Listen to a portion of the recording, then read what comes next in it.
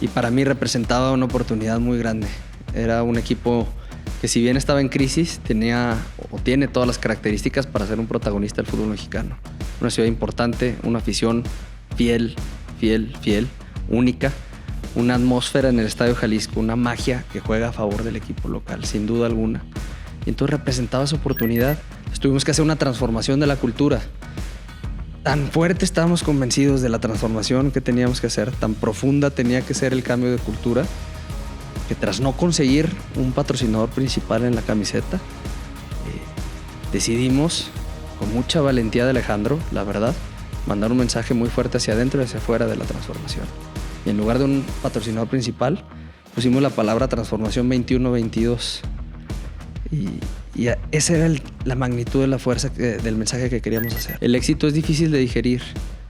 Es porque tú la puedes creer y decir, bueno, pues si yo tengo todo lo necesario para ser bicampeón, pues tengo todo lo necesario para ser tricampeón.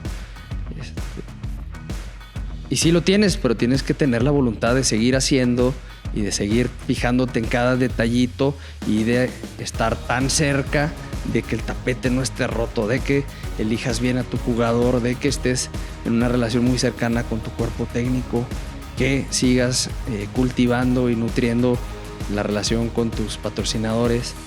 Nos tardamos, ¿te acuerdas que te platiqué que desencadenamos un poco el pasado?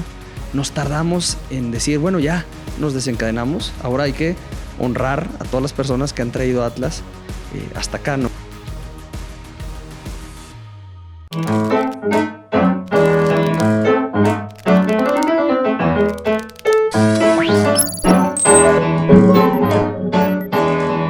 Hola amigos, bienvenidos a un episodio más de su podcast A Nadie Más Le Importa. Es un gusto para mí saludarles y antes de dar la introducción de nuestro invitado del día de hoy, quiero agradecer por seguir compartiendo este contenido y seguir suscribiéndose. Recuerden que cada martes tenemos un nuevo episodio, historias de vida, procesos que pueden aportar muchas cosas interesantes para cada una de las personas que ven este tipo de contenidos. Y bueno, vamos de lleno a dar la introducción del invitado del día de hoy. Él es ingeniero industrial y de sistemas por el TEC de Monterrey, Campus Laguna. Cuenta con un máster internacional en negocios y administración del fútbol por el Johan Cruyff Institute México. Con 13 años de experiencia en Orlegui Sports, ha sido pieza clave en el proceso de adquisición de Atlas Fútbol Club. La transformación organizacional de 2021 y 2022 que llevó a los rojinegros a lograr el histórico bicampeonato y en el desarrollo de infraestructura estratégica como la Academia AGA. Recientemente fue nombrado presidente de Atlas Fútbol Club, cargo que asumió tras un análisis profundo y exhaustivo del comité de dirección de Orlegui Sports, respaldado por su conocimiento del modelo de gestión de la institución y su compromiso con los zorros o rojinegros. Y bueno, le doy la más cordial bienvenida a Aníbal Fajer Alonso. ¿Cómo estás, Aníbal? Muy bien, muchas gracias. Gracias por invitarme. No, hombre, gracias a ti. Es un placer tenerte aquí en este espacio y sabiendo que, bueno, están aquí en la pretemporada, aprovechando y pues muchas gracias por venir acá. Y pues vamos a empezar. Vámonos al principio. ¿Cómo eras de niño? ¿Cómo fue tu infancia? ¿Y dónde sucedió todo esto? Claro, mira, yo soy originario de Torreón, Coahuila. Nací y crecí allá. Mi infancia muy rodeada del fútbol. Siempre tenía un balón cerca de mí. Les platico luego a algunos jugadores que, al igual que ellos, yo dormía con el balón. Yo estaba todo el tiempo con el balón y eso no significa que los niños que estamos todo el tiempo con el balón tenemos el talento suficiente para llegar a ser profesionales. Yo tenía muy claro que no era mi talento principal, pero me volvía valioso alrededor del fútbol, siempre llevando el balón. Ya un poco más grande, organizaba mucho al equipo, los viajes, los uniformes, los torneos. Me gustaba volverme valioso de esa manera y el fútbol siempre jugó un rol muy importante en mi infancia. Casi no fui de juguetes de otro tipo, normalmente eran balones o porterías. ¿Cuál fue tu primer contacto con el fútbol?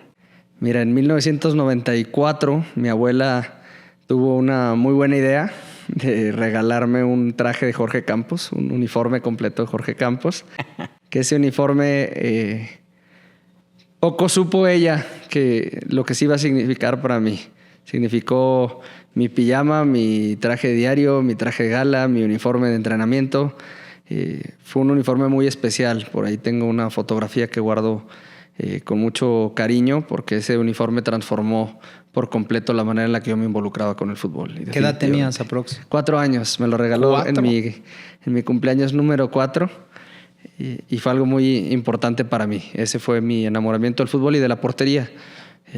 Jugué de portero, malo pero portero, y así fue mi infancia. La verdad es que muy rodeada del fútbol, viendo partidos todos los fines de semana. Y entonces desde pequeño Jorge Campos también era tu ídolo, por eso tu abuela sabía, ¿o fue así como aleatorio? No, a ver, yo soy de agosto, acababa de terminar el Mundial de 1994, Jorge Campos como portero de la selección, entonces me imagino que para ella se le hizo una buena idea darme un regalo con estas características de colores fosforescentes y digamos, no tenía yo ya ahí un gusto por el fútbol muy marcado, pero después de ese cumpleaños fue un amor por completo. ¿Y eras travieso de chico?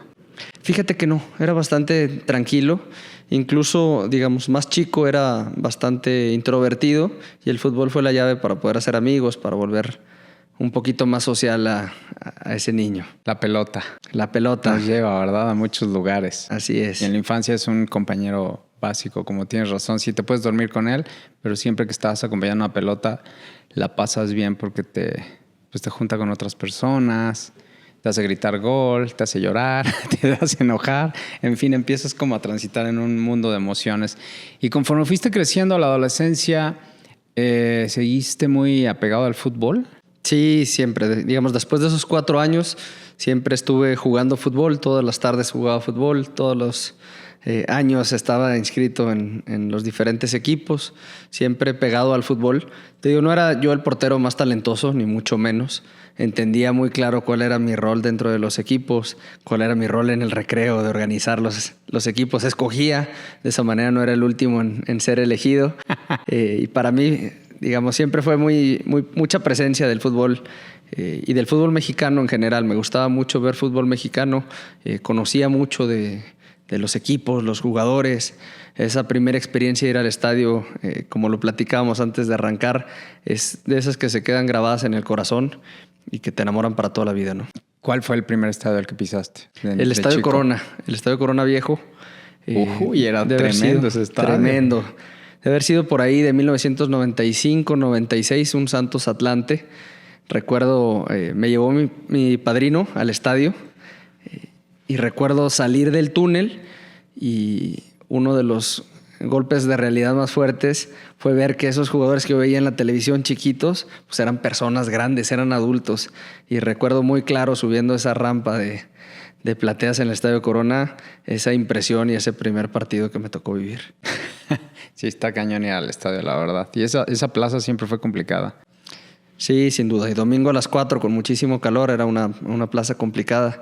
Hoy tengo la fortuna de convivir con jugadores que jugaron en ese estadio y platican lo complicado que era esa cancha con la gente tan cerquita, con el clima tan adverso, a veces una cancha pesada. Sí. Entonces era una aduana difícil.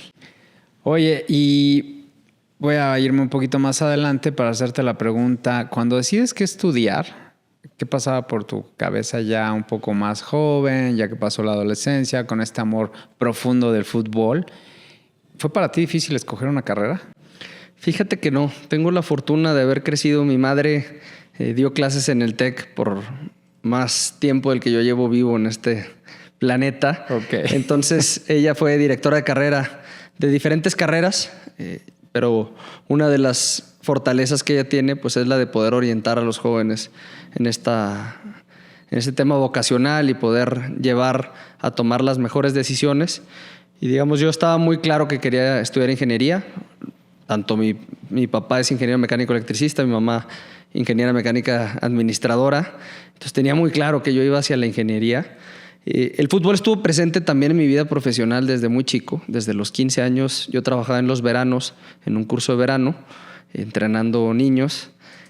Y eso era algo importante para mí. Los veranos trabajaba en el curso de verano y los inviernos trabajaba en fábrica y tienda de frutos secos de mi padrino. Entonces esa era mi dinámica, ¿no? En verano hacía lo que me gustaba, que era el fútbol, y en invierno, la verdad, en la época de diciembre, que se vende mucho más estos dulces y frutos secos, nueces garapiñadas, también disfrutaba mucho de trabajar ahí. Me gustaba esta parte del almacén, de entender cómo funcionaba la fábrica, y encontraba pasión en ambas cosas. Y para mí, mi vida profesional iba mucho más enfocada hacia la ingeniería. Torreón es una región muy industrial, tanto en la parte metalmecánica, como también pues, es una cuenca lechera muy importante y tiene ciertas industrias muy marcadas. Y para mí ahí era el camino.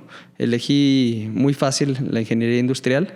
Tuve un semestre de ingeniería mecatrónica, lo cual fue suficiente para darme cuenta que no era lo mío una ingeniería tan dura, una ingeniería más blanda como la industrial. Creo que era un mejor fit y lo disfruté mucho. ¿Cómo la pasaste en la carrera? La verdad es que muy bien. Tuve la fortuna, con el esfuerzo de mis padres, de poder ir a Canadá a hacer un curso de dibujo computarizado de piezas mecánicas, el cual me apasionaba mucho. Hice una certificación en control estadístico de la calidad de Six Sigma con la Universidad de Arizona. Después tuve la fortuna también de irme a Berlín durante 6 meses a hacer una especialidad en logística internacional. Digamos, mi cabeza estaba preparada completamente para ponerme un casco, botas y lentes y ponerme a trabajar en alguna fábrica, en alguna industria. Y entonces terminas la carrera y ahí, ¿qué pasa? Pues mira, todavía no terminaba la carrera. En 2011, si recuerdas, México fue sede del Mundial Sub-17. Sí. Con algunas ciudades eran sedes de ese mundial, ¿no? ¿Qué sedes había? Ciudad de México, que si no me equivoco solamente era para la final del Estadio Azteca.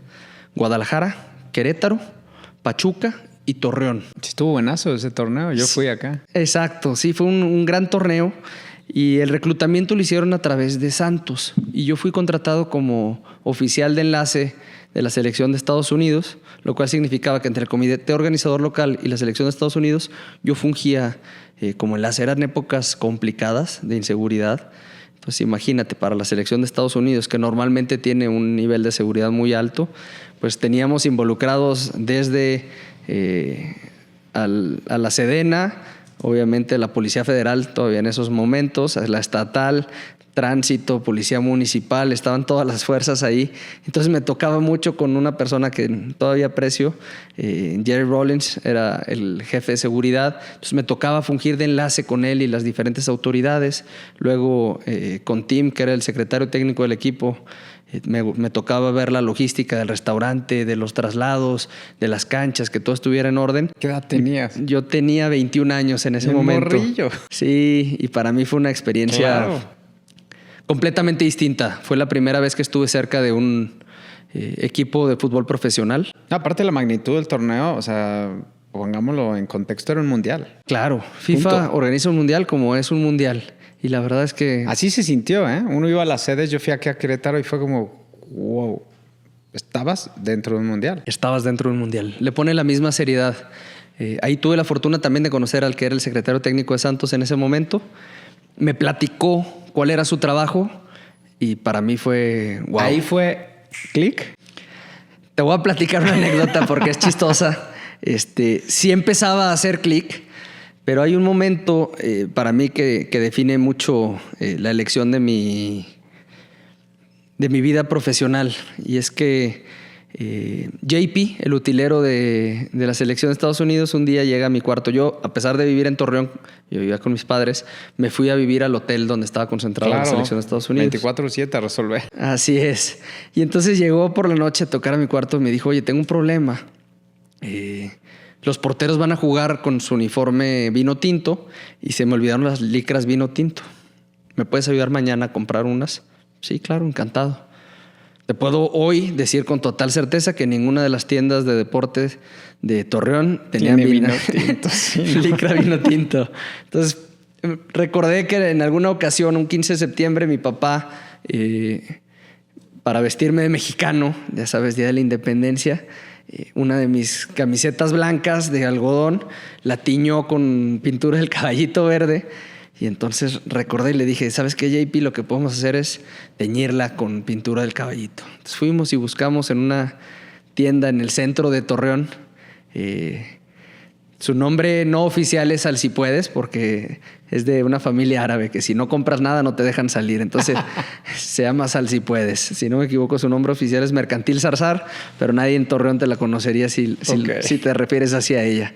Entonces fuimos a Salsipuedes, encontramos pintura del caballito, un líquido especial para poder teñir poliéster y teñimos las licras. Y el día del partido, que entró el cuarto oficial a revisar los uniformes, salió del vestidor y autorizó que los porteros utilizaran las licras teñidas.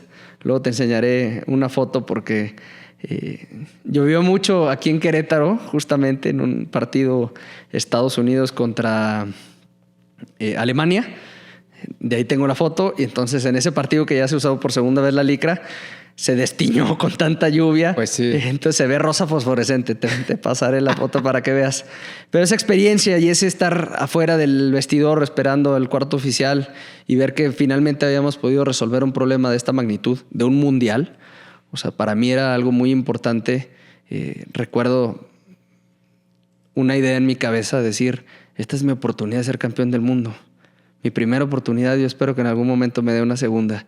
Y entonces era algo importantísimo para mí y haber contribuido a que el portero haya podido jugar con su uniforme completo me cambió. Le marqué a mi mamá, le dije, mamá, me quiero dedicar al fútbol profesional.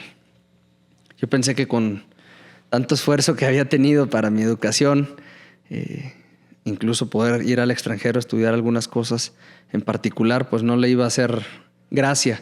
Pero mi madre me dio un consejo muy importante. Me dijo que lo que aprendemos en la carrera tiene más que ver con competencias que con conocimientos teóricos.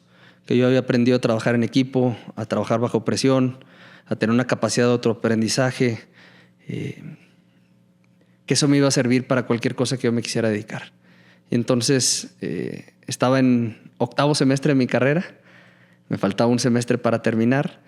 Y en octubre me invitan a trabajar en Santos por primera vez. ¿Cómo sucedió eso?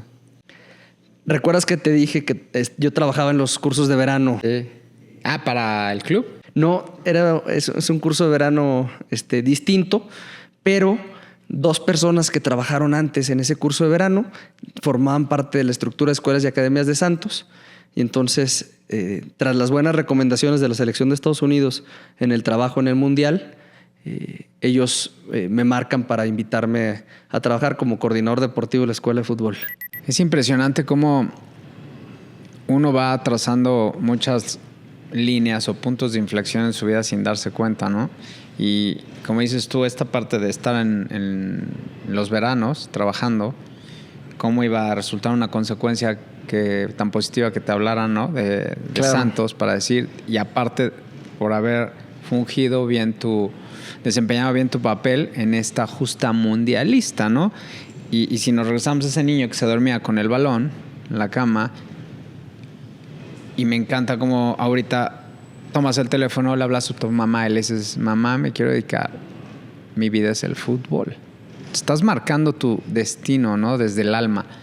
Y me encanta contar ese tipo de historias y este tipo de procesos, como a tan temprana edad, ¿no? Tú dormías con el balón, pasaron pues más de una década y de repente viene esta oportunidad y voilà, es como, ¿te interesa trabajar para el Club Santos? ¿Qué pasó ahí? Pues mira, es algo muy importante que me gusta compartir. Yo empecé como coordinador deportivo de la escuela de fútbol. Yo sabía que no quería ser solo el coordinador deportivo de la escuela de fútbol, pero aprendí mucho de ese proceso, lo disfruté. Y al igual que ser oficial de enlace, al igual que era entrenador de niños en los veranos, al igual que acomodaba... ¿Qué tenías que hacer en ese puesto?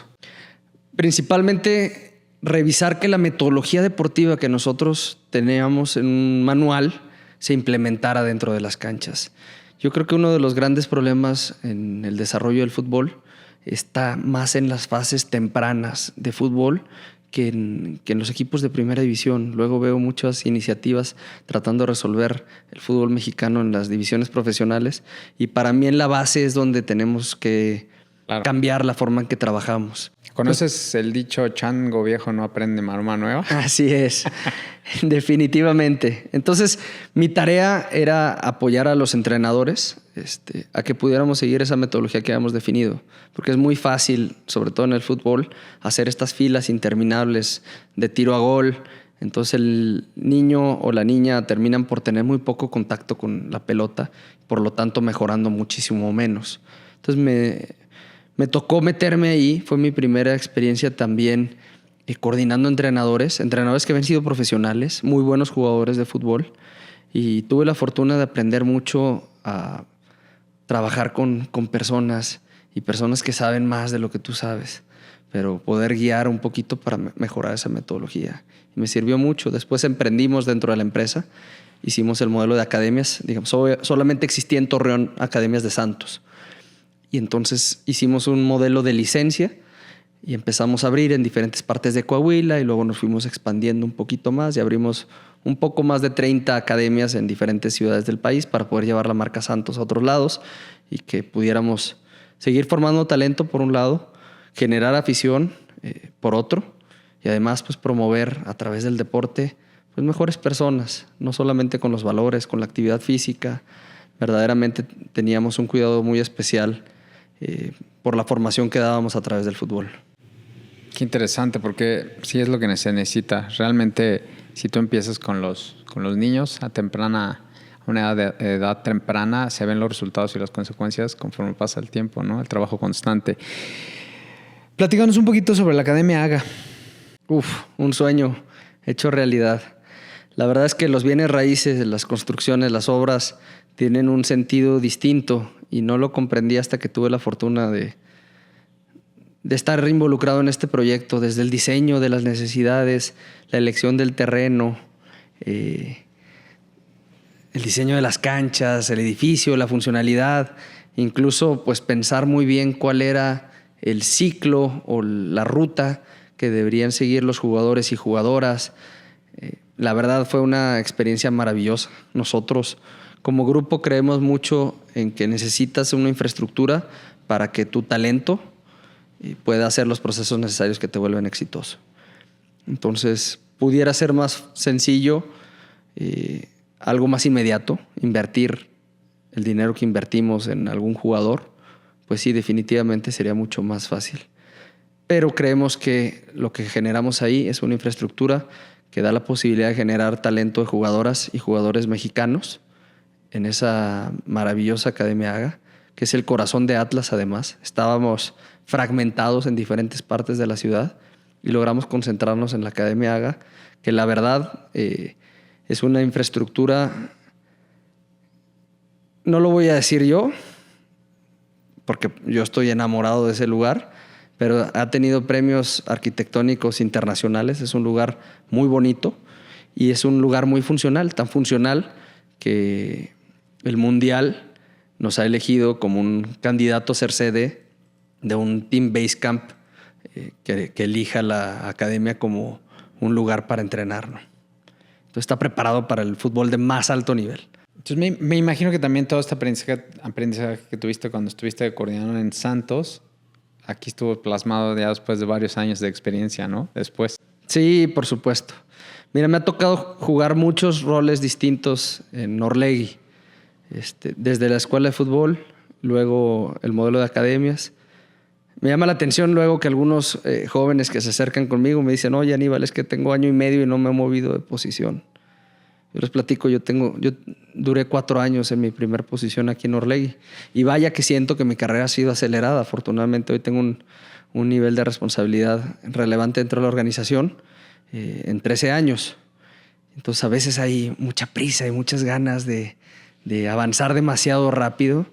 Y la verdad es que cuando avanzas demasiado rápido puedes tener caídas más altas y más dolorosas. Entonces es todo parte de un proceso y por supuesto que desde la coordinación de la escuela de fútbol, la apertura de academias, después el área de finanzas, el área de fusiones y adquisiciones, mi experiencia relacionada a la Jaiba Brava en Tampico, todo por supuesto que suma. Y yo llegué a Atlas, no llegué a Atlas de presidente, llegué de director comercial, después la dirección ejecutiva y hoy como presidente. Todo ha contribuido a poder estar donde estoy hoy y me faltará muchísimo por aprender, pero estoy muy contento con la oportunidad de haber vivido todo esto. ¿De Santos brincas a Atlas?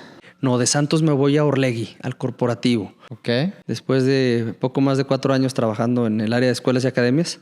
Realmente nunca trabajé en Santos como el equipo de fútbol. Yo trabajaba en el área de escuelas y academias. Ok. Y de ahí me invitan a trabajar a Orlegui, al área de finanzas. Entonces arranco en el área de finanzas con 2 personas que lideraban esta área y me tocaba analizar diferentes proyectos. En ese momento también el grupo había decidido, por un lado, diversificar su portafolio de inversión en negocios que no estaban relacionados al fútbol. El fútbol, en términos de flujo de efectivo, es muy cíclico. Y entonces íbamos contra flujo, digamos, contra el ciclo, con el resto de los negocios, agroindustriales, inversión inmobiliaria, corretaje de seguros.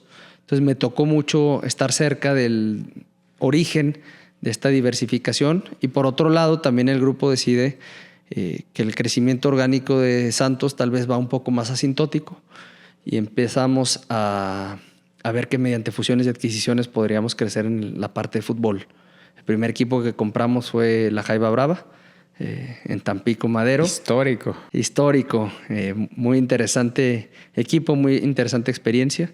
A mí me tocó, digamos, desde el lado financiero, ver lo que pasaba con la Jaiba Brava.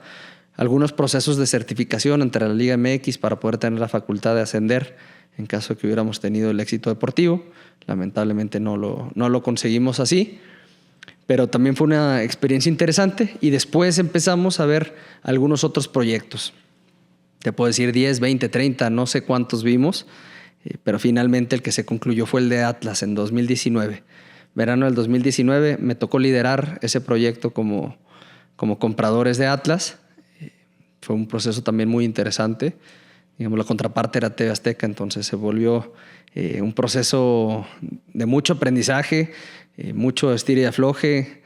La verdad es que también lo disfruté, pero no llegué a Atlas inmediatamente. En 2019 firmamos la compra y yo seguí con mi trabajo como área de finanzas y inteligencia de negocios. Un año después, con muy malos resultados, la verdad. Creo que le pusimos el apellido Orlegui a los rojinegros y no necesariamente hicimos esta transferencia de conocimiento, de procesos, incluso de las propias personas que tuvieran la experiencia para implementar lo que hicimos en Santos en su momento. Nos llevó a tener una muy mala temporada. Nos va muy mal y se cancela el torneo por pandemia en 2020. Entonces, en esa transición, Alejandro Arragorri, el presidente del consejo, me pide que cambie de función a ser su chief of staff y que su punto número 1 en la agenda era Atlas, porque no estaba funcionando Atlas.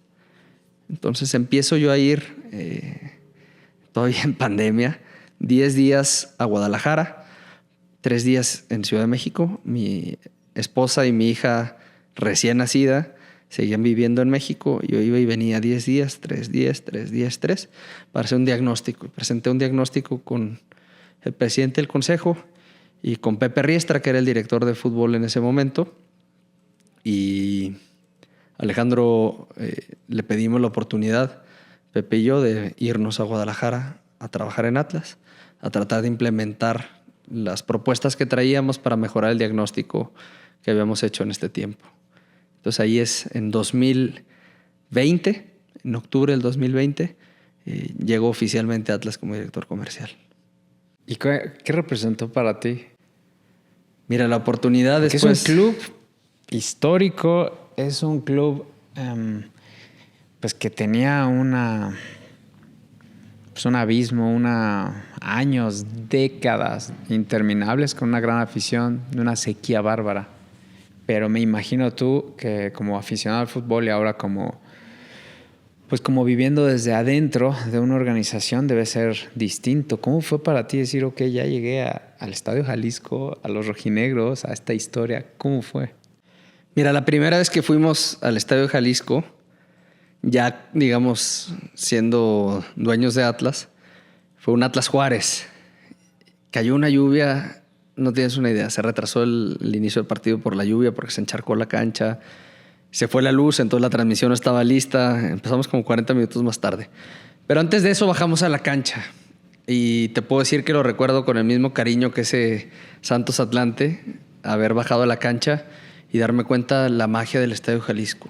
Es un estadio que te enamora, es un equipo que te exige desde el primer minuto, cuando llegas a trabajar ahí.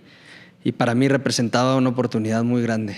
Era un equipo que, si bien estaba en crisis, tenía o tiene todas las características para ser un protagonista del fútbol mexicano.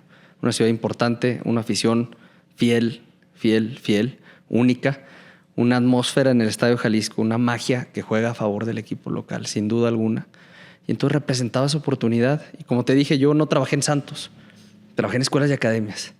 Y entonces, después de 8 años de experiencia en una empresa de fútbol profesional, era la primera vez de poder, permíteme la expresión, meter las manos al lodo. Sí.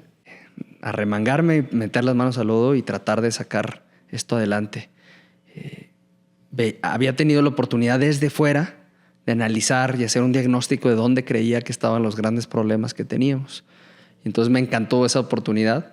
Agradezco mucho la confianza, porque no es fácil ni que Alejandro ni que Pepe hayan confiado en mí para la parte comercial. Yo no había vendido en estos 8 años que llevaba de carrera profesional, pero confiaban en mí, en la formación que tenía, en lo convencido que estoy de Orlegui como un proyecto de vida. Entonces, para mí fue algo, la verdad, una gran responsabilidad, pero también una gran alegría de por primera vez ponerme un escudo sabiendo que pertenezco a él. Y entonces viene la parte pues emocional, y yo la llamaría la historia de película.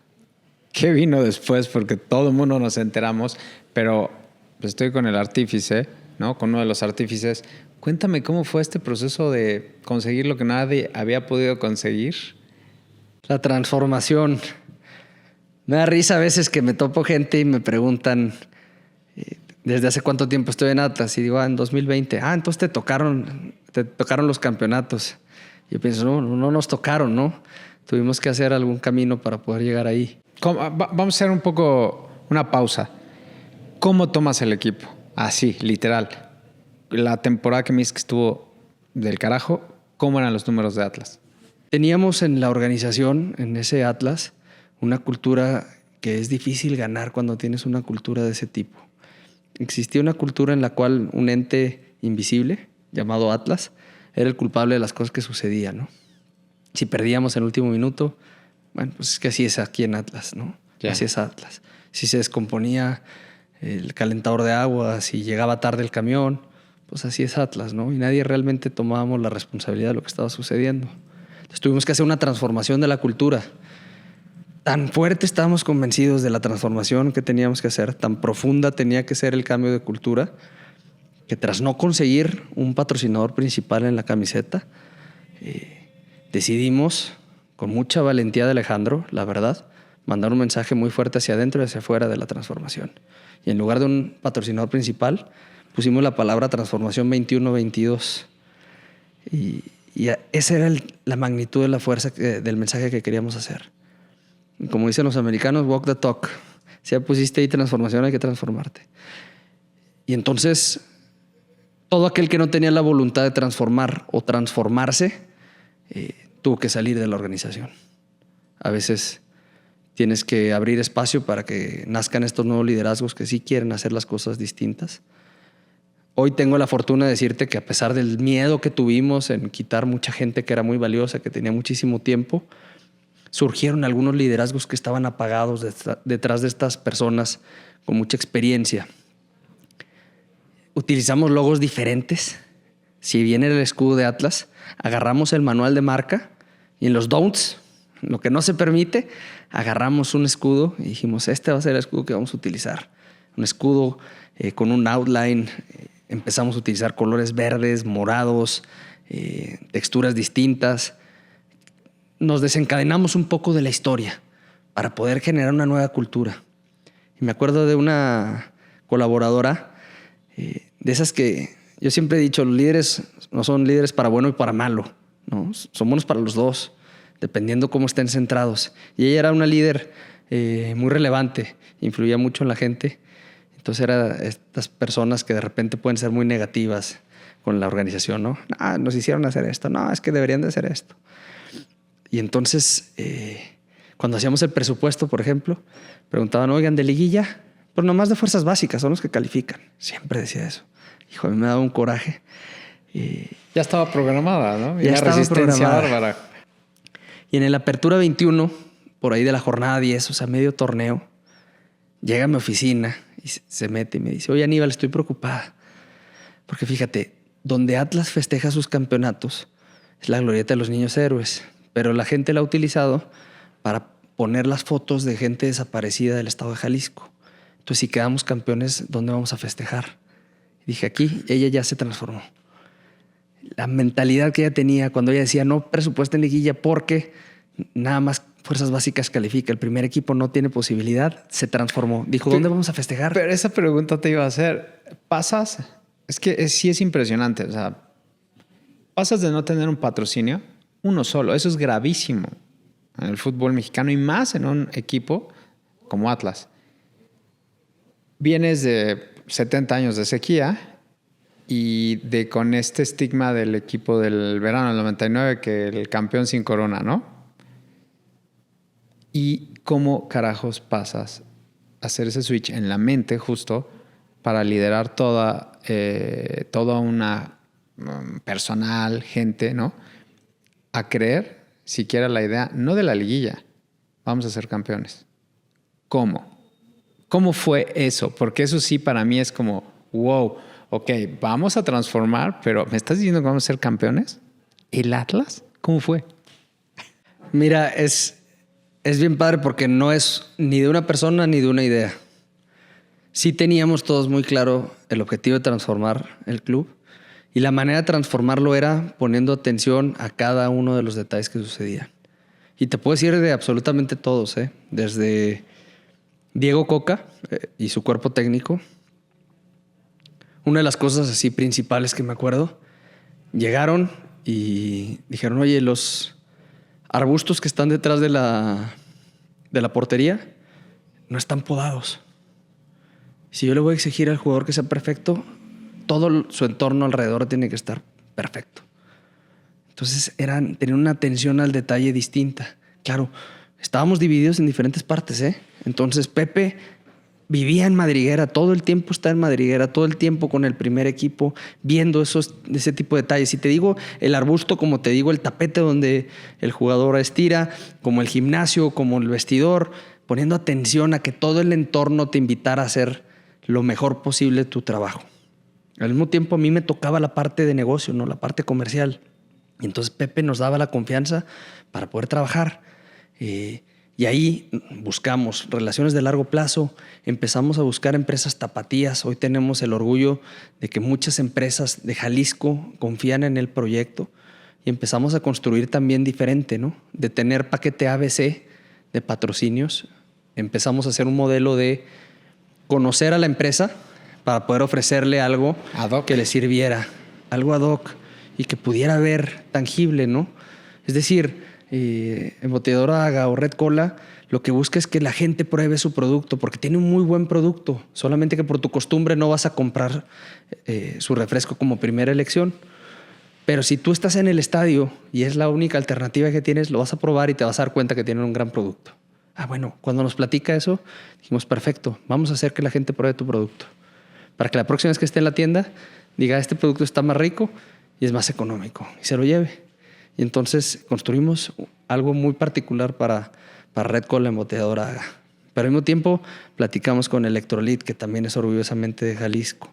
Y al mismo tiempo fuimos platicando con Charlie, que para nosotros Charlie fue fundamental.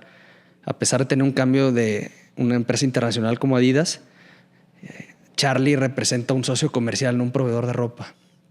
Es una empresa orgullosamente mexicana. Ha ido incrementando la calidad, el diseño de sus productos y nos gusta pensar que nosotros hemos podido apoyar a Charlie en esa transformación y por supuesto Charlie también nos ha ayudado a transformarnos a nosotros.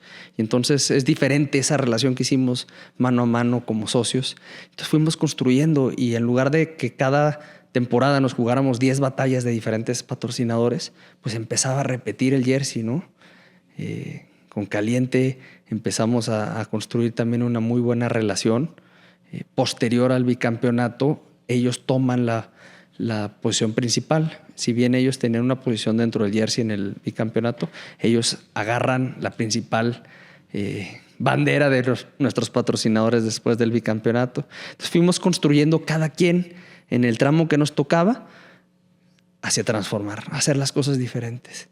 ¿En qué momento, si tú recuerdas, pues visualizaste la posibilidad de decir, podemos ser campeones? Mira, nosotros antes de cada partido es muy importante. No importa qué función hagas en el club, el día de partido, todos trabajamos el día de partido. Todos. Si eres el contador, a lo mejor el día de partido te toca supervisar algunos accesos. Si eres el de compras, a lo mejor ese día te toca supervisar temas de alimentos y bebidas. Todos trabajamos ahí. Y antes del partido, trabajamos ahí y jugamos un partido, ¿no? Desde diferentes posiciones. Desde la entrada, el estacionamiento, el interior del estadio, la cancha, dependiendo de dónde te toque. Una gran familia. Una gran familia. La verdad es que eso te hace también entender cuál es la razón principal de nuestra organización. La razón principal de existir como organización es el día que recibimos a nuestros aficionados en el estadio. Es la gran fiesta. Es la gran fiesta y es el motivo por el que existe nuestra organización. Nosotros vivimos de que nuestros aficionados vayan al estadio o que nuestros aficionados nos vean en la televisión. Son las dos cosas que nos hacen vivir. ¿Por qué? Porque si ellos no nos ven, no ven a nuestros patrocinadores, no ven a los derechos de transmisión que pagan esa licencia de derechos. O sea, sin ellos, sin los aficionados en nuestro partido local, nosotros no tenemos razón de existir. Entonces es el día más importante y que trabajes ahí te hace verdaderamente entender el negocio. Y cuando nosotros vamos y nos ponemos una chamarra, nos ponemos una camiseta que trae el escudo de Atlas, no lo ponemos porque se nos vea bonito. Es nuestro uniforme para jugar el partido. La tienes que sentir. La tienes que sentir. Y recuerdo en esas reuniones prepartido, en la liguilla, nos toca dar un discurso para los colaboradores, para motivarnos. Digamos, es como una charla técnica para todos los colaboradores. Y hay una persona muy especial, el licenciado Mario Cornejo, que lleva muchos años trabajando en Atlas, desde que Atlas era propiedad de los clubes. Y él estuvo en la final del 99. Y en el discurso de la semifinal, el Lic Mario levanta la mano y dice: Aníbal, ¿puedo dar unas palabras? Por supuesto, Lic. Y les dice: compañeros, quiero que sepan que esto que estoy viviendo aquí, esta energía que yo veo, no la viví yo en el 99. Y ahí me cayó el 20 que podía pasar algo muy grande en la semifinal. La final ya es otra historia. Es que para mí sí fue impresionante, te lo juro. O sea, yo me enteré porque no seguí mucho la temporada. Te digo que tuve ahí un como desfase con el fútbol mexicano, pero cuando vi que los rojinegros están en la final, van a ser campeones, y vi el partido, me acuerdo. Cuando vi que fueron campeones, te juro que sí fue una emoción muy especial por un equipo que pues es un cariño distinto, ¿no? Yo tengo mi equipo, pero Atlas como que son de estos equipos que dices, güey, o sea, es el Atlas, o sea, es un equipo histórico, la afición es súper leal, el Jalisco tiene un estadio hermoso, 2 veces mundialista, ¿sabes? Tiene toda una cosa el club y el Atlas que merecía, ¿no? Y esto para cuando ya por fin dices, ¿cómo que fue campeón, no? Bueno, ya lo del bicampeonato es como, wow, ya es película esto, ¿no? Pero sí, cuando fueron campeones. Y yo nunca, la verdad, desde fuera, pues te pones a pensar y dices, pues, ¿qué habrán hecho, no? Y eso es justo, qué bueno que estás platicando, porque mucha gente ha de pensar lo que me cuentas. Llegaste ya cuando estaba todo hecho. Y la gente necesita saber, y porque este canal es de procesos, que como un chico que dormía en el balón, que creció en Torreón, y que solamente a ti te importaba, porque a nadie más le importaba más que a ti, un día después de una llamada, mamá, me quiero dedicar al fútbol. ¿Y quién iba a decir que te iban a dar la oportunidad y tú ibas a responder con un campeonato en un club que llevaba 70 años sin ser campeón? Aquí es donde yo te quiero hacer una pregunta. ¿Cómo fue para la afición? Porque una cosa es vivirlo desde dentro. una cosa es reestructurar a la organización, lo cual es un milagro y a la vez también es mucho trabajo y es romper esquemas, es ir contracorriente como un salmón. Pero ¿cómo te fue con la afición ese año? Pues mira, la afición la describiste perfecto, ¿no? Fiel, especial, única. Y creo que lo que se vivió en el Estadio Jalisco el 12 de diciembre del 21 no se va a repetir nunca. Esa vibra, esa energía que se sentía, un estadio completamente rojinegro. Al estadio le caben 55,000 personas, pero había muchas más porque la gente llevó a sus rojinegros a través de fotografías. No. La afición estaba, el estadio estaba lleno de gente cargando la fotografía de ese familiar que no pudo ir a la final porque falleció, porque se adelantó en el camino. Entonces había muchas almas ahí apoyando al rojinegro y creo que fue fundamental para que esto sucediera. Había muchas dudas desde las autoridades, desde nuestros equipos de operaciones, qué iba a pasar el día que Atlas quedara campeón, ¿no? Iba a haber una invasión a la cancha, iba a haber destrozos en la ciudad.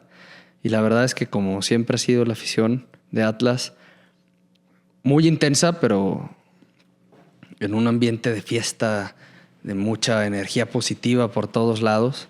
Se vivió en el estadio espectacular.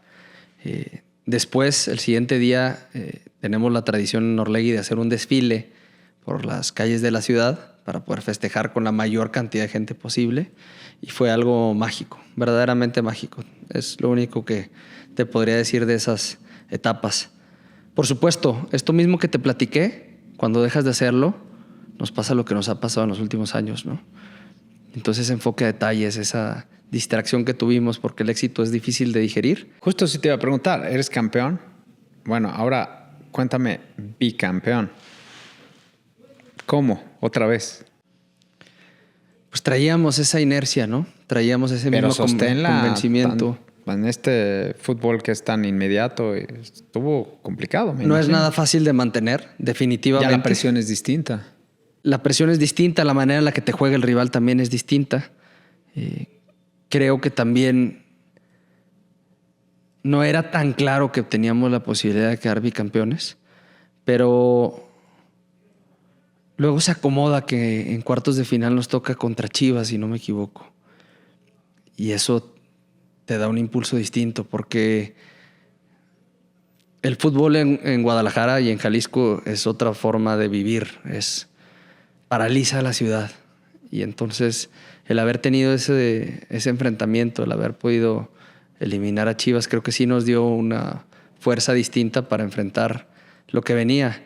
Después una semifinal de no creerse contra Tigres, de no creerse, porque un escenario nunca soñado de haber ganado de local de la manera en la que ganamos, pero luego en Tigres nos estaban dando la vuelta a ese marcador.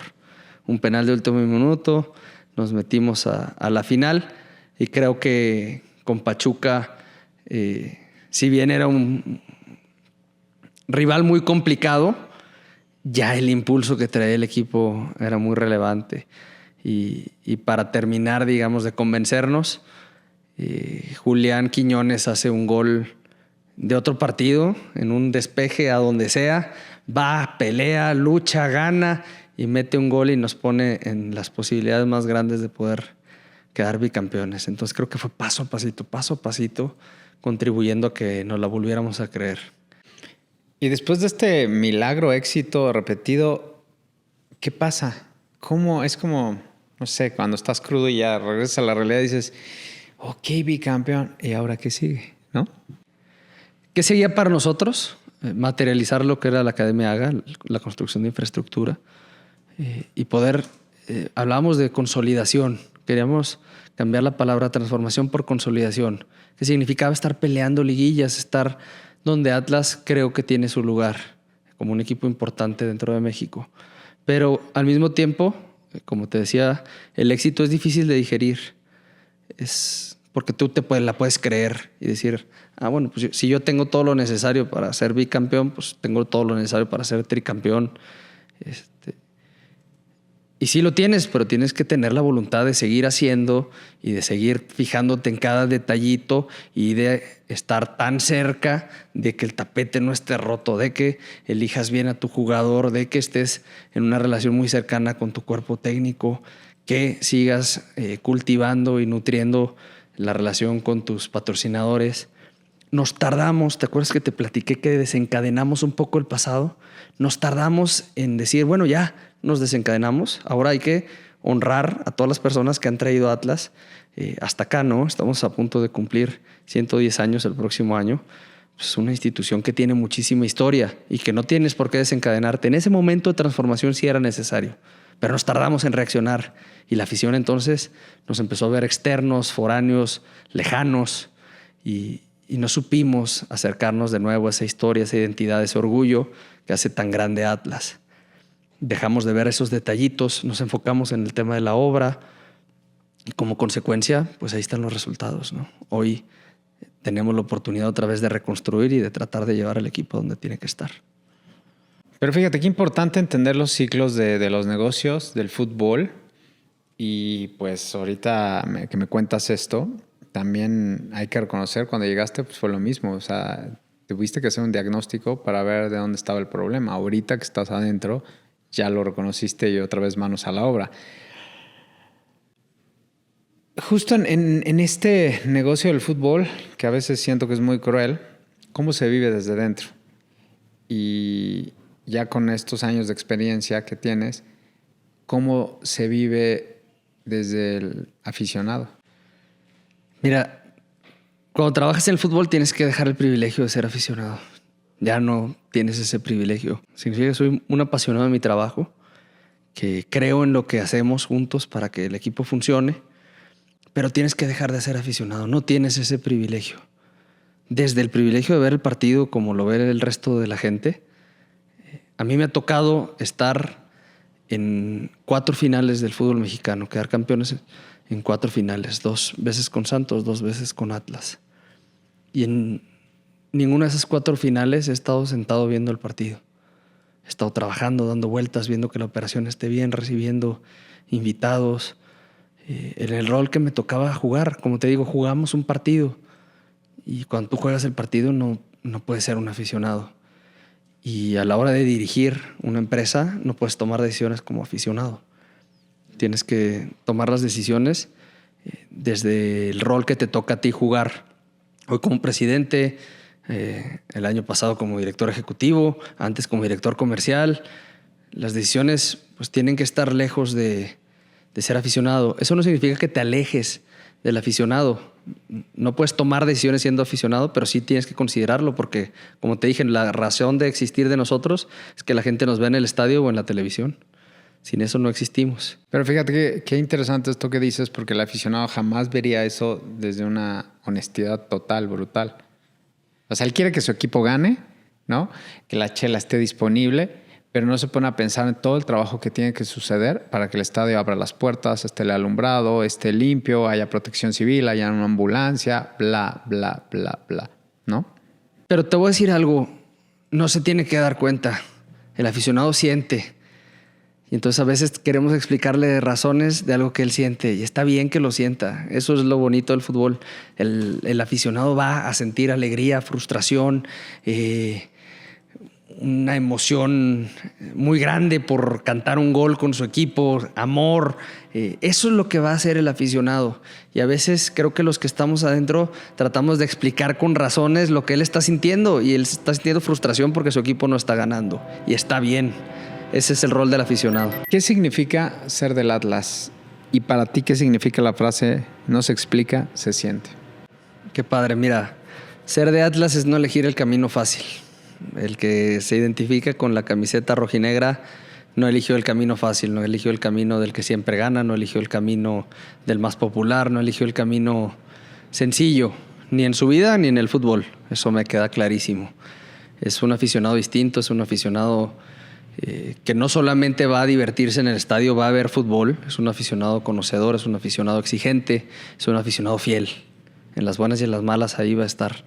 Y eso son características muy padres de nuestra afición. Y nada nos daría más alegría que más allá del éxito deportivo, que obviamente tiene que venir, que ese aficionado con esas características que te platiqué, cuando nos vea jugando en la cancha, se siente identificado, que el jugador tampoco tomó la decisión fácil, que tampoco agarró el camino sencillo, sino que va y lucha como este aficionado lucha en la vida ahí en la cancha, que siente un orgullo de ser de Atlas, de ponerse esa camiseta y decir, yo le voy a Atlas, ¿no? Y el Atlas es mi vida. La frase no se explica, se siente. Si no me equivoco, su origen viene de una entrevista con Diego Coca previo a un clásico tapatío, en el cual él contesta una pregunta que un partido contra Chivas, un clásico tapatío, es algo que no se explica, se siente. Y nos encantó esta frase porque de alguna manera hay una frase más identificada con el atlismo que dice, si te lo explico no lo entenderías. Es una frase muy bonita para poder describir el amor que sientes por Atlas. Pero también es la respuesta a la pregunta, ¿por qué le vas a Atlas si nunca gana? Entonces tiene una connotación negativa, ¿no? Si yo te pregunto, ¿por qué le vas a Atlas si nunca gana? Y contestas, si te lo explico no lo entenderías. Viene un poquito esta cultura de nuevo, de esta cultura no ganadora. Entonces creemos que la frase no se explica, se siente. Es una frase que transmite lo mismo, porque este equipo se siente. Justo lo que te platicaba, ¿no? Por más que te lo tratara de explicar con razonamiento, es algo que tú estás sintiendo en el corazón. Y eso, así es este equipo, ¿no? Y así es cuando llegas al Estadio Jalisco y escuchas cómo late ese estadio, te das cuenta que es algo diferente donde estás parado. Entonces esa frase me encanta, no tiene, es atemporal, describe al aficionado, describe el amor por Atlas, que no se explica, se siente. Quisiera preguntarte cuáles son las fortalezas que más destacas de Grupo Orlegui. Has vivido 4 campeonatos, no es sencillo, en equipos como Santos y Atlas. Mira, desde el presidente del consejo, que es una gran persona y que tiene un poder de convencimiento muy relevante para que todos vayamos hacia un mismo destino, creo que esta cultura se resume mucho en esta frase de ganar sirviendo. Nosotros buscamos ganar, pero a nuestra manera, sirviendo a nuestros aficionados, sirviendo a la comunidad, sirviendo de diferentes formas al fútbol mexicano, con talento, con equipos que desarrollan organizaciones en las cuales hay empleo. Hay empleo temporal. En el día de partido pues empleamos mucha gente de seguridad, de diferentes rubros, ¿no? Entonces la fortaleza creo que reside en estar convencidos en nuestro modo, en este ganar sirviendo.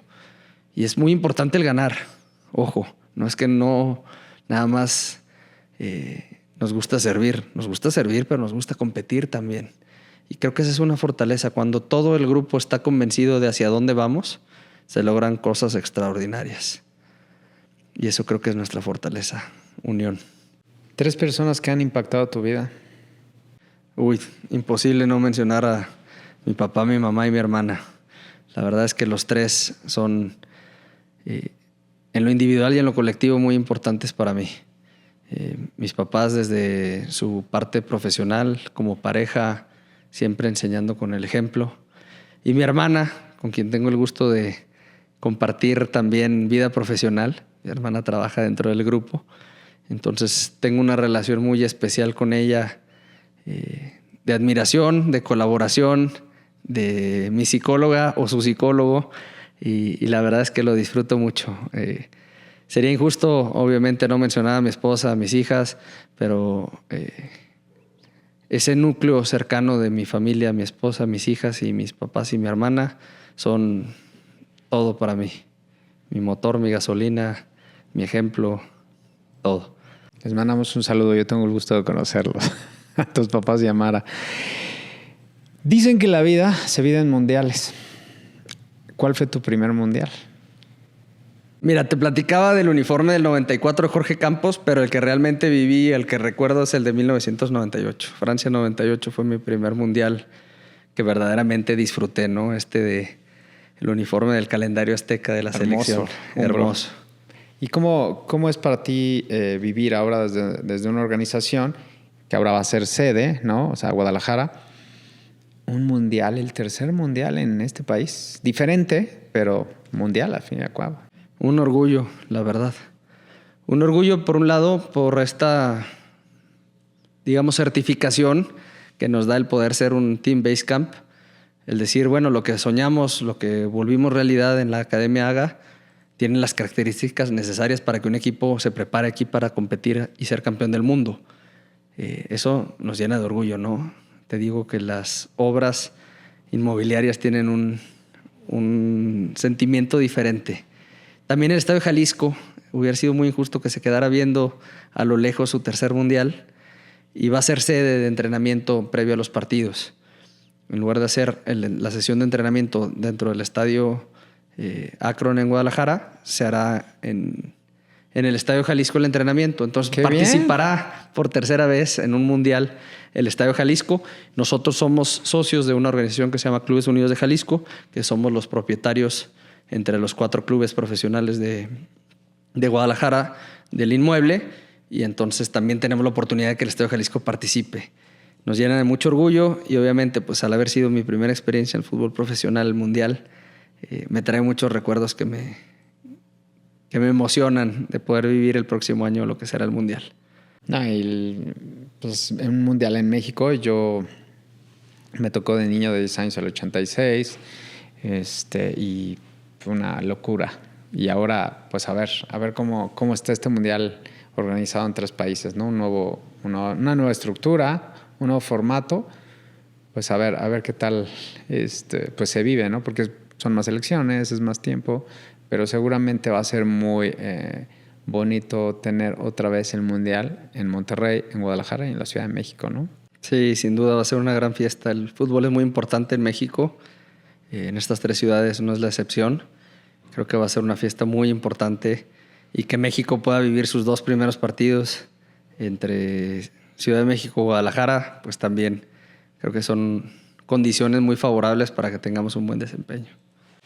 ¿Cómo gestionas como ser humano altas y bajas pues en un cargo que tienes tanta presión y a final de cuentas pues son seres humanos, ¿no? O sea, mucha gente los ve como sus ídolos, a los jugadores, pero al final de cuentas son personas que tienen familia y que de repente tienen que dejar el equipo, tienen que cambiarse de casa y llevarse a su familia.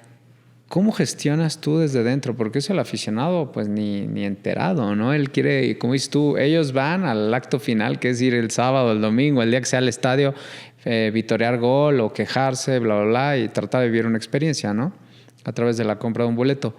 Pero ¿cómo se vive desde dentro esta parte de gestionar estas altas y bajas que son normales, ¿no? Sí, siempre son duras. Al final somos personas y tenemos sentimientos y tenemos cariño hacia las diferentes personas que forman parte de nuestra vida. Pues trato de ser yo, ser frontal, ser como soy. Y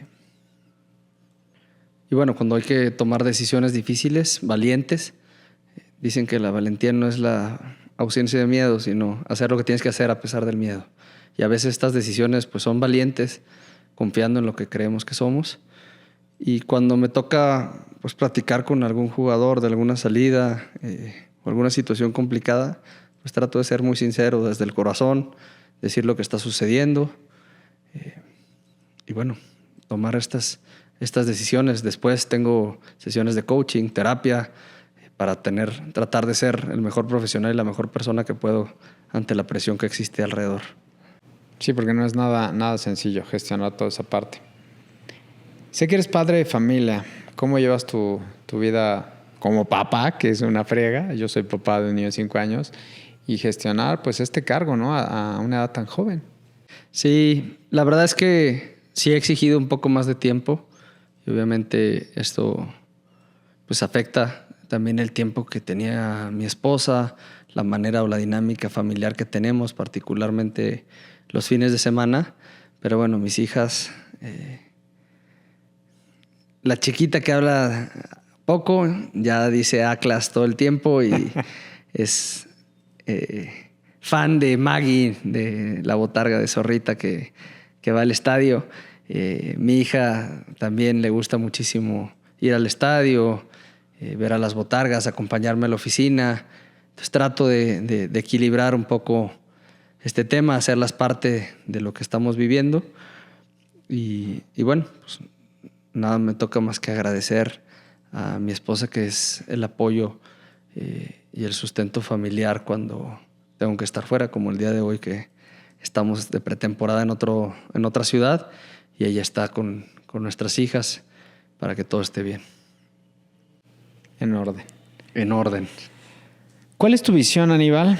Porque pues tienes una experiencia bastante larga. Yo hablo desde niño, ¿eh? No nomás tomo en cuenta que te fuiste al Instituto Johan Cruyff, que esa parte no la tocamos, que me imagino sí cambió algo en ti, tu visión. Ahorita si quieres nos compartes un poco de eso.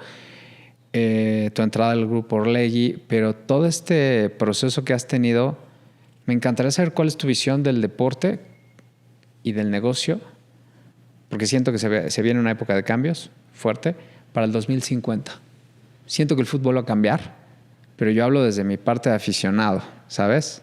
De coraza. Quiero que tú me compartas, ahora que estás desde dentro de una de las ligas, nos gusta o no, bastante importantes del planeta, y desde una institución como esta, tan histórica, que va a cumplir 110 años. Por supuesto.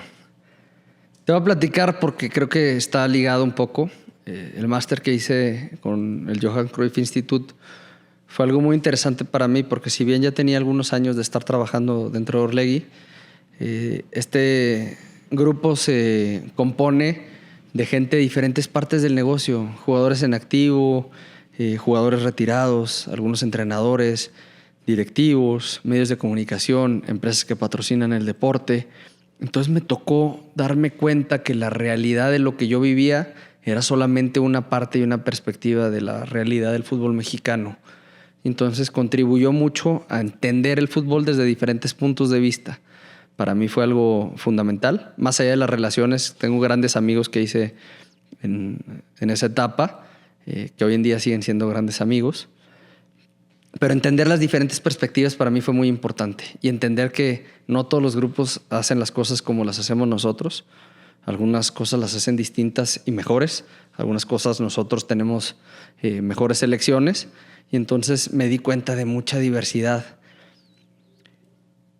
Hoy me toca dar clases en el Instituto Johan Cruyff y lo valoro mucho, me gusta porque me actualiza, porque me permite seguir estando relacionado y me permite seguir viendo estas perspectivas que van cambiando conforme va avanzando el tiempo. Hoy el fútbol femenil tiene una relevancia mucho más importante que la que tenía cuando yo estudié ese máster, por ejemplo. ¿Qué veo para el 2050?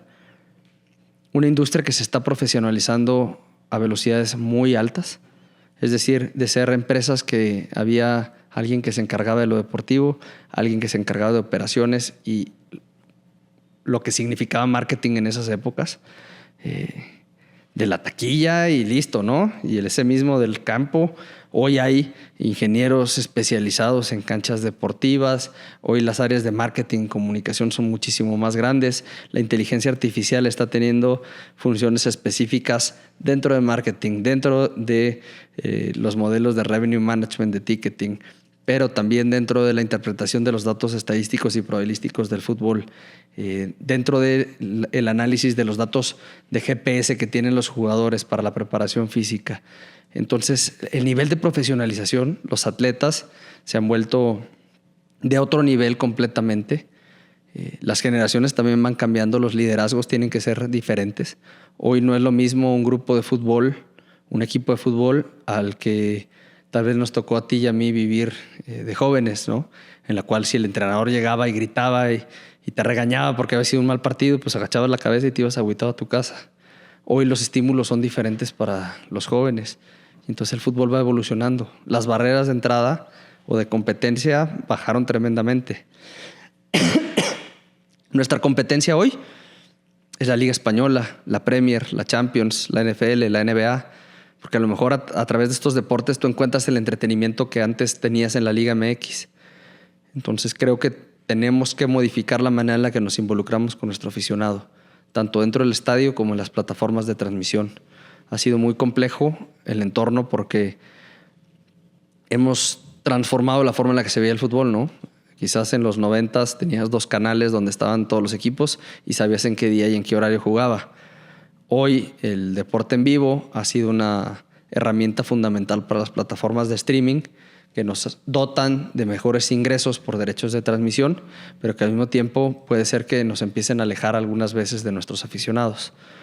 Nosotros hoy como Atlas buscamos ese equilibrio de seguir estando disponible en la tele en algunos partidos y en otros en las plataformas de transmisión que nos han tomado como socios para el contenido que quieren poner ahí.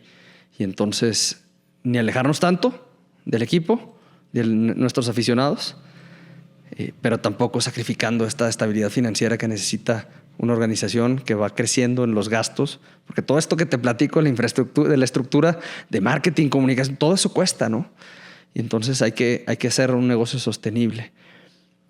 Creo que vamos a tener que encontrar la manera en la que podamos defendernos de esta competencia internacional. Los videojuegos influyen mucho. Los niños ya les gusta jugar con el PSG, con el Real Madrid, con el Barcelona, y eso los lleva a que quieran la camiseta del PSG, del Barcelona, del Inter, del Real Madrid, y a lo mejor ya no compran la de Atlas. Hay que entender muy bien la competencia, vernos como socios en el fútbol mexicano. Van a querer la de Messi, de un equipo de Miami. ¿Cuándo hubieras imaginado que un equipo como Miami iba a vender camisetas en México? Pero hoy las ves cada vez que sales a la calle. Tenemos que encontrar la manera en la que el producto siga siendo atractivo para nuestros aficionados, generando identidad, orgullo y servir a nuestros dos mercados, México y Estados Unidos. Porque allá hay mucha gente de segunda, tercera generación que tiene todavía esa nostalgia por México y que le gusta ir a vernos competir, ponerse la camiseta de Atlas y ver la transmisión en una carne asada, en una comida familiar, en cualquiera de las ciudades de Estados Unidos. Hasta ahorita me cae el 20 y sí la tienen complicada. Yo soy un ejemplo vivo. Te alejaste del fútbol mexicano y encontraste el entretenimiento en algunas otras. Yo quería ser cronista deportivo, me encantan todos los deportes, pero sí me alejé un poco. Pero ahora que lo veo desde esta perspectiva, sí, o sea, tienen competencia con unos deportes que no pensaste que fueran a competir, en horarios, en todo, y en el tipo de marketing que se está haciendo es una bestialidad. ¿Y el deporte crees que cambie? Te hablo de las reglas, fuera de lugar, quitar para el 2050. ¿Yo creo que va a evolucionar o no? Sí, y hoy en el Mundial de Clubes ves diferentes tecnologías, diferentes reglas que va implementando FIFA. Todo el tiempo están tratando de evolucionar, de volver el modelo más justo, más fácil de implementar. Y creo que sí va evolucionando. La velocidad a la cual se juega el fútbol hoy en día no tiene nada que ver a la que se jugaba hace 20 años. En los 80s. En los 80s, los atletas. Pero las lesiones también está pegando, ¿no? Mira, las lesiones son normales en esta alta exigencia, pero también tenemos mucho más tecnología para diagnosticar, para tratarlas, para prevenirlas. Hay muchos programas para poder prevenir este tipo de lesiones. Okay. Y definitivamente creo que estamos mejor preparados en ciencias aplicadas al deporte, desde la nutrición, desde la preparación física, para poder prevenir este tipo de daños. ¿Qué le recomiendas a los jóvenes, a estas jóvenes promesas que buscan un lugar en el fútbol actual?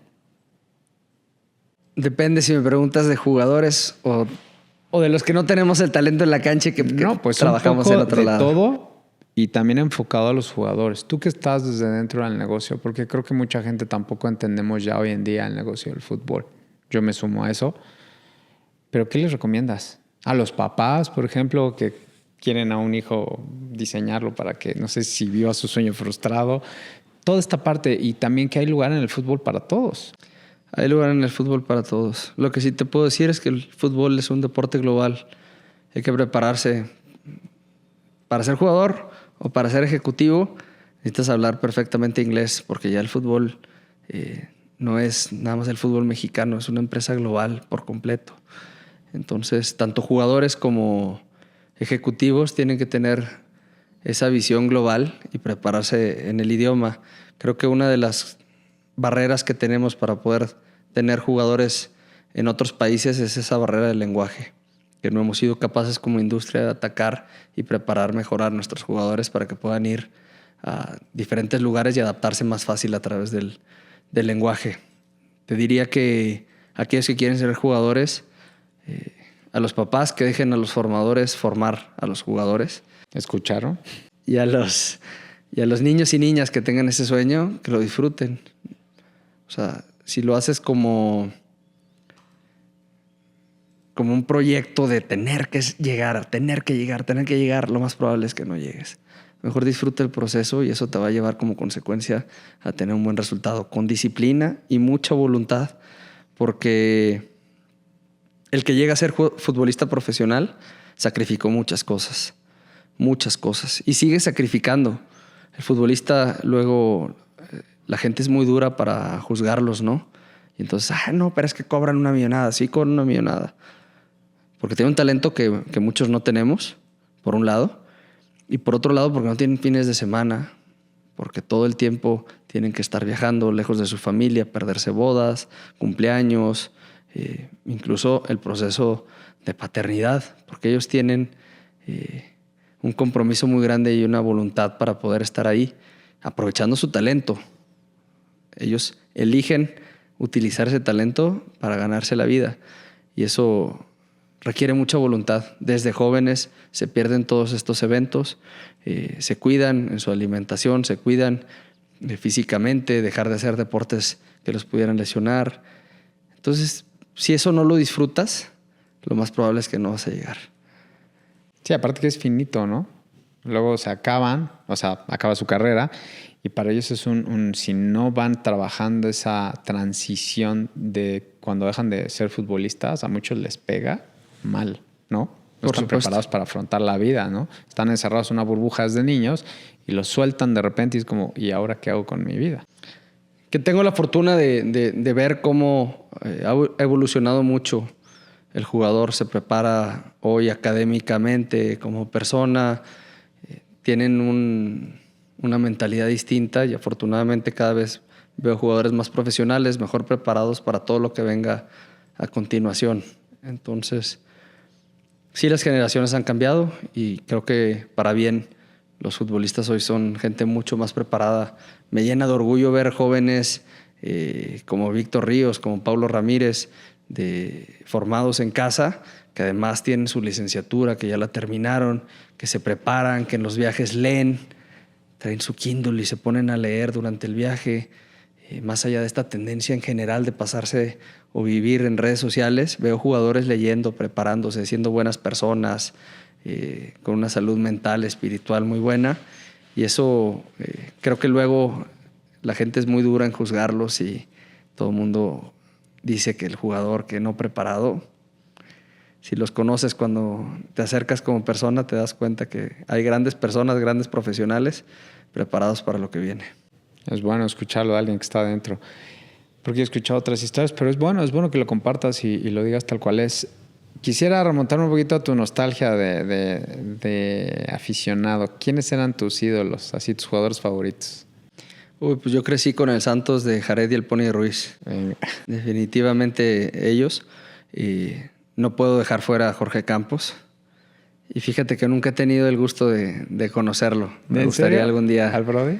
Conocerlo. Ahora en el Mundial seguro, vas a ver. Sí, esperemos tener la oportunidad de saludarlo por lo menos. Pero sin duda Jorge Campos es algo que me marcó. Hasta universidad jugaba con camisetas parecidas a las de Jorge Campos por el aprecio y la admiración que tengo por un portero como él. Y bueno, hoy tengo la fortuna de conocer como persona a muchos futbolistas que ya sin ser aficionado, pues que les tengo un cariño especial. Futbolistas en activo, futbolistas retirados y personas alrededor del fútbol que se han vuelto grandes amigos para mí. Y, por ejemplo, de selecciones. Bueno, pues imposible no acordarme de ese Mundial del 98 sin recordar a Luis Hernández con su cabellera rubia, larga, Cuauhtémoc Blanco, obviamente, haciendo la cuautemiña. Eran ídolos para mí, ¿no? Esa selección de García Aspe, de muchos jugadores que la verdad es que me marcaron. Ramón Ramírez, etcétera, ¿no? Que también jugó en Santos. Ramón jugó en Santos cuando yo era muy chico. Y sí, también un jugador diferente, ¿no? De esos que tienen un talento muy especial. Después, y por ejemplo, brasileiros o así, ¿hacía algún? O sea, no sé, Ronaldo, el fenómeno, ¿quiénes eran tus faves? Sí, bueno, por supuesto que Ronaldo. Incluso recuerdo de muy chico muchos amigos rapándose y solo dejándose con el triángulo, el copetito. el Barcelona, digamos, de Ronaldinho, de Messi, ese Barcelona me encantaba, desde Rijkaard hasta con Guardiola, eran equipos que me gustaban mucho. Siempre he admirado a porteros. Justo, tú que eras portero, ¿quiénes son tus porteros favoritos? Buffon creo que es de los porteros que más me han llamado la atención. Obviamente Iker Casillas pues siempre fue un portero relevante. El Conejo, que luego tuve el gusto de tener en el Johan Cruyff en clases. Además, espectacular persona. La verdad es que generamos también una buena relación ahí. Y bueno, pues recordar también al Conejo en la selección. José Miguel Zabaldá era el portero del 96, el gato que tenía una camiseta negra con un gato cuando jugaba.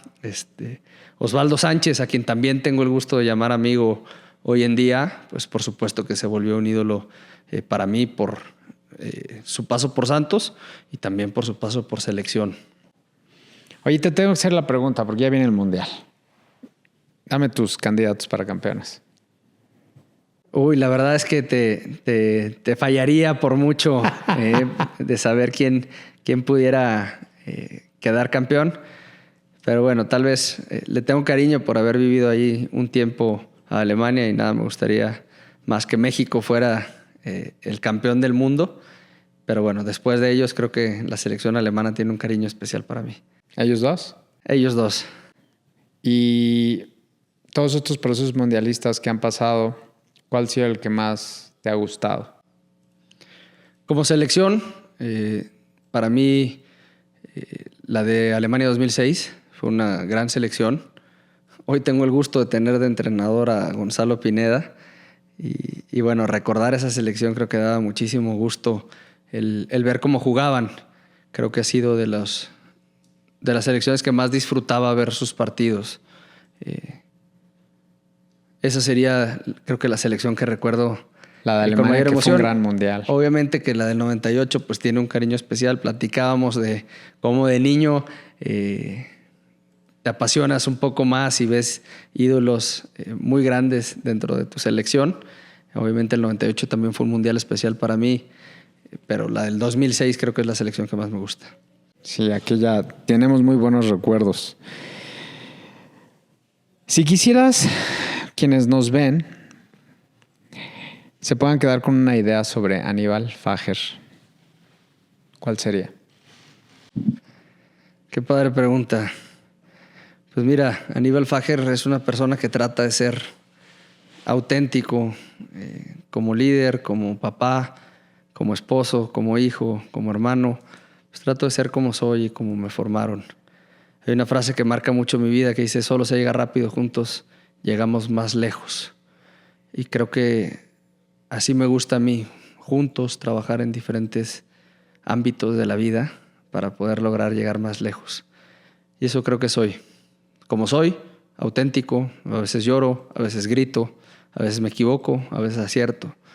Pero como soy, como fui formado, trato de ser auténtico a mí, porque creo que es la única forma de quedarte tranquilo con lo que haces. ¿Dónde te ves los próximos 15 años aquí en el negocio del fútbol? Mira, si hace 15 años me hubieras dicho que iba a ser presidente de Atlas, no te lo hubiera creído. Entonces, no sé, creo que me sigo viendo en el fútbol. Ojalá que en un Atlas más triunfador, en un Atlas más consolidado, en un Atlas más protagonista. Nada, me gustaría que seguir construyendo esta historia que, si bien tiene 109 años, el 15 de agosto, 110 el próximo. Nada, me gustaría que poder llevar... El año mundialista cumple 110 años. 110 años. ¡Qué maravilla! Qué maravilla, que cumpliremos esos 110 años. Y nada, me gustaría que mi paso por este equipo nos lleve a... el día que nos vayamos de aquí, a dejar el escudo en un mucho mejor lugar que cuando lo recibimos. Me parece bien. Me gustaría cerrar con 2 preguntas antes de terminar esta maravillosa charla. ¿Alguna reflexión final sobre la inmediatez actual que se vive en todos los ámbitos de la vida cotidiana? Tú y yo crecimos en otra realidad.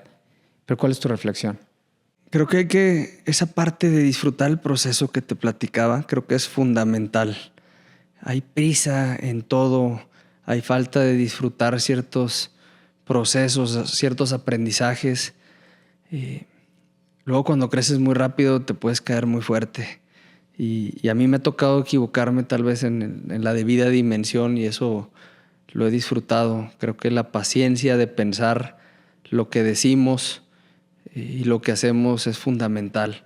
Siempre tener esa calma para poder decidir y para decir, creo que es algo fundamental para nosotros. Y tal vez hoy algunas generaciones están buscando mucho más inmediatez, más que tener esa tranquilidad antes de poder crecer y estar preparado para tomar ciertas oportunidades. Finalmente, la neta quiero felicitarte porque ha sido una charla muy agradable y quiero reconocer que este es un canal de procesos y que eres una persona muy joven. No sé qué te dicen por ser uno de los presidentes más jóvenes, ¿no?, de la liga, ¿no? Y yo creo que de la historia también. Pero ahorita, por ejemplo, esta anécdota de que el Gonzo te tocó verlo jugar, a Gonzalo Pineda, y de repente ahorita es el técnico del Atlas. ¿Qué se siente? Mira, yo tengo 4 formas en las que me gusta medir mi éxito personal y profesional.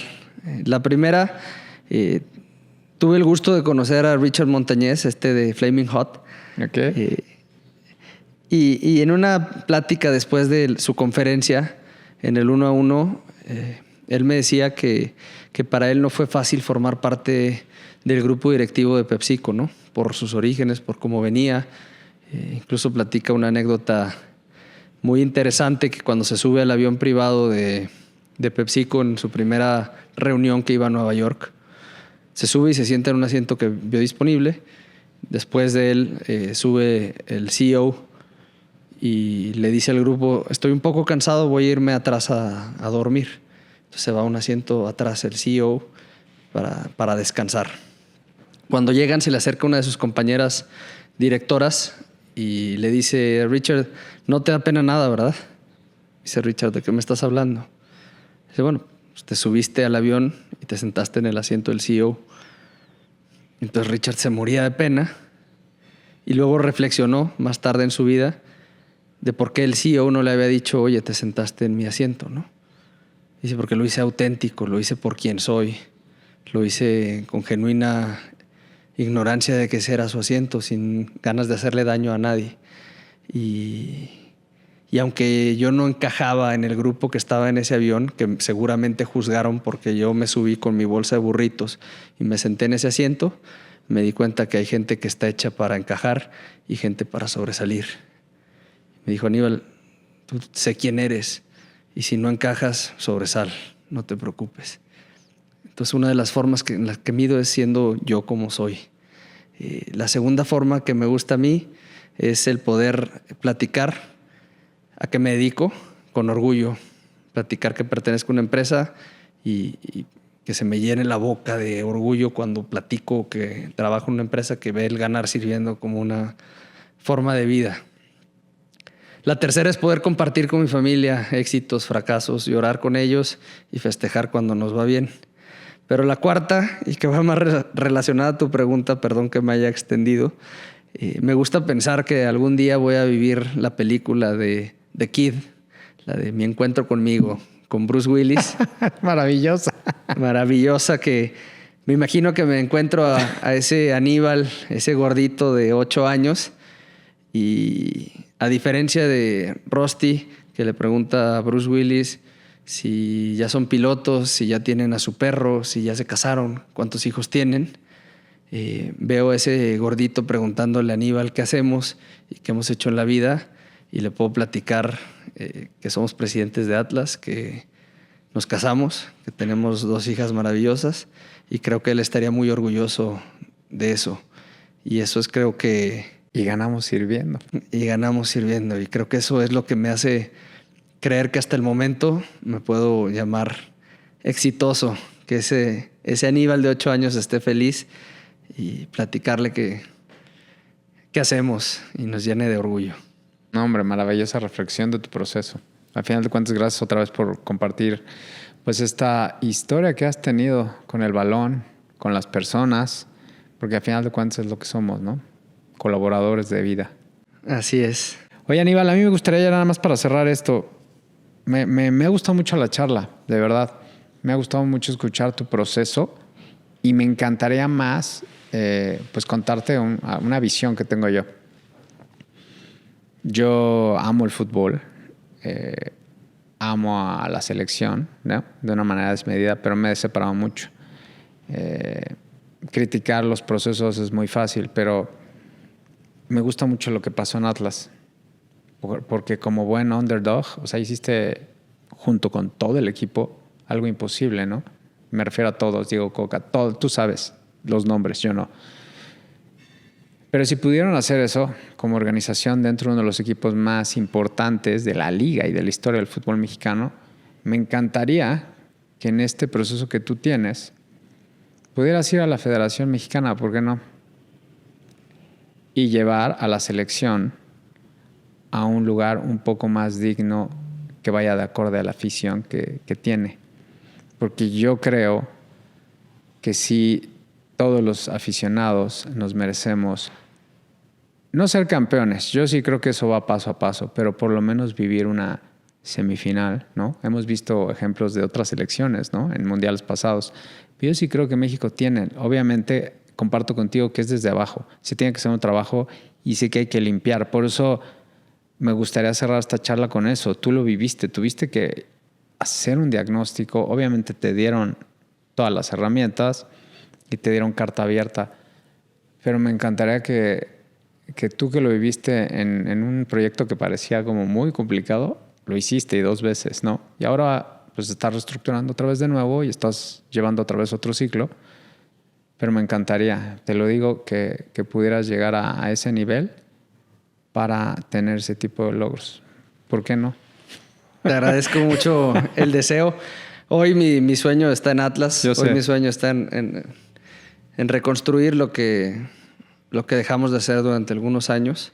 Y lo vas a hacer. Iremos paso a paso. Esperemos que nos vaya conforme lo que estamos tratando de construir.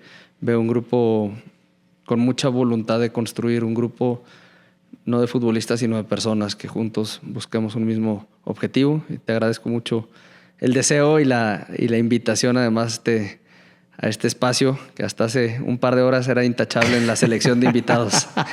No, pero está muy bien porque de verdad estoy muy contento con todo esto que escuché. Me cambia mucho un poco la visión, ¿no? De lo que traía mi Resistencia y entiendo un poquito más que el negocio del fútbol ha cambiado demasiado y que tienen una batalla impresionante con otros deportes. Ya no solamente es el fútbol y entonces la chamba que tienen desde dentro está cañona. Está buena la competencia. Complicada. Claro. Pero bueno, estás en un gran club, eso sí, no lo dudo ni tantito, ¿eh? Yo lo voy a otro equipo, no voy a decir quién, porque si no me van a funar. Pero en serio, yo sí soy muy fan de este tipo de organizaciones y de equipos. Y al conocer la historia del club, pues también la empresa donde trabajas, el grupo, me gusta mucho escuchar eso porque soy como muy creyente de que servir es uno de los caminos. Cuando llegas a cierta edad te das cuenta y me gusta escuchar como que tienes muy claro a dónde vas y sé que eso es parte de lo que aprendiste en casa. Entonces también le mando una felicitación a tus papás. ¿No? En serio. Muchas gracias. Y gracias otra vez, Aníbal. Al contrario. ¿Quisieras cerrar con algo más? Nada, agradecerte este espacio y decirte que para mí es importante poder abrirme, compartir un poquito la historia y que ojalá que esta persona tenga las facultades suficientes para poder regresar ese orgullo e identidad a nuestro equipo, al Atlas. Pues bueno, pues nada más resta decir que llevaban 70 años sin celebrar de esa manera. Y mira, tú fuiste uno de los artífices y es un gusto tenerte, que hayas compartido todo este proceso. Y este canal es de procesos. Entonces, para mí ha sido un gran honor escuchar de viva voz esta historia, porque se dice fácil, pero no es nada fácil. 70 años sin ser campeones y con toda una serie de problemas, ¿no?, que traía el club desde hace décadas. Y mira, sucedió e hiciste felices a muchas personas, inclusive ¿no? Vuelvo a repetir, todo el grupo, pero que ya no estaban vivas. Y que gracias a las generaciones de que mi papá le iba al Atlas. Me tocó ver un amigo que me dijo, es que lo puso en Facebook, papá, ya no los viste, pero por fin, después de tantos años, estaba la gente vuelta loca. Y entonces a mí me dio tanto gusto leer ese tipo de cosas en las redes sociales que dije, qué maravilla. Hicieron felices a muchas personas, inclusive que ya no estaban aquí con un momento con único y nosotros. mágico. Pues muchas gracias otra vez. Gracias a ti. Y espero que vaya muy bien para el club. Y gracias, Ángel, gracias al Club Atlas y nos vemos por aquí. Muchas gracias. No lo olviden, todos los martes un nuevo episodio. Por favor, compartan, síganos en las redes como Instagram, TikTok, YouTube, obviamente, y Spotify. Y nos vemos en el próximo episodio. Hasta pronto.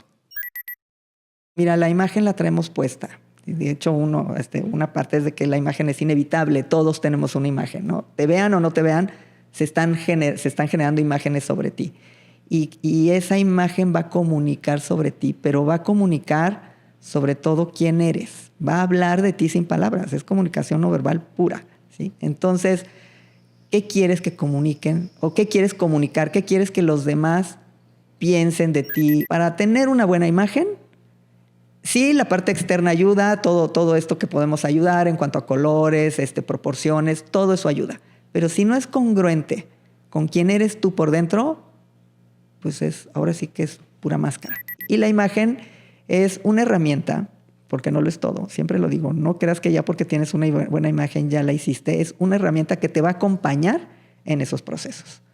Pero está padre que cuando te veas al espejo digas, sí me gusto, tienes que empezar por ti, sí me gusto, y ya salí de mi casa haciendo check con lo que yo quiero comunicar fuera de mi casa.